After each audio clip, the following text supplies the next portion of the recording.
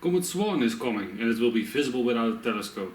Comet SWAN, brightest comet of the year, is visible from the UK this week. Comet SWAN, how to spot the brightest comet of 2020. Comet SWAN will be visible from Earth's surface. How to spot Comet SWAN this week alongside constellations and whirlpools. Comet SWAN, passing through our night sky. Here's how to spot it. Comet SWAN, how to see the brightest comet of the year over the UK this week. These are just a handful of articles that have been published in the past few days, indicating that Comet SWAN will be visible to the naked eye. So you can imagine that I was super excited to go out and image Comet SWAN this week, because it would be the brightest on May 27th. So I had plans to go out in the field, I'd take my equipment, go to a dark site, set everything up, spend 2 nights on imaging this comet, just to learn that Comet SWAN is no more.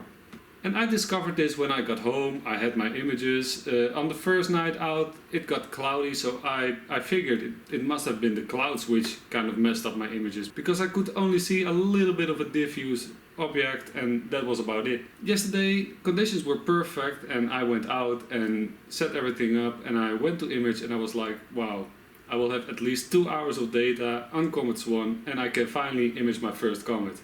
So I got home today in the early morning, I went to bed, went to sleep, woke up all excited to process my data, just to find out that it's kind of unusable. When you stack comet images, you basically select the core of a comet and this way the comet can align in each photo. You will increase your signal to noise ratio and the stars in the background will blur and the comet will stack and you will have a beautiful image in the end. But I couldn't find a core. I could not find a core in a single image. I could see a part of the tail, very faint, but no core of the comet at all. So there was nothing to select for me.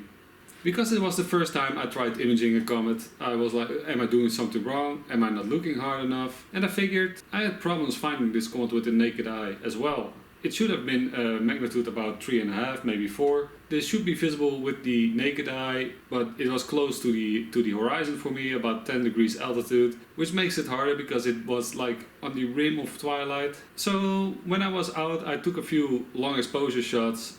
I figured if the comet is really that bright, it should pop up in a 2-minute exposure. I couldn't find it in this image and I was kind of confused. I wasn't sure why, but now everything makes sense. So I was processing my images, I couldn't select the core and I was like, what is this? Is there no core? Has it disintegrated? I googled disintegration Comet SWAN, no hits at all. I had a few hits indicating that it was getting less bright, so I figured that was probably what happened, that the core just disintegrated. And I came across the Cloudy Nights forum, across a topic which had a few people commenting that the comet has disintegrated.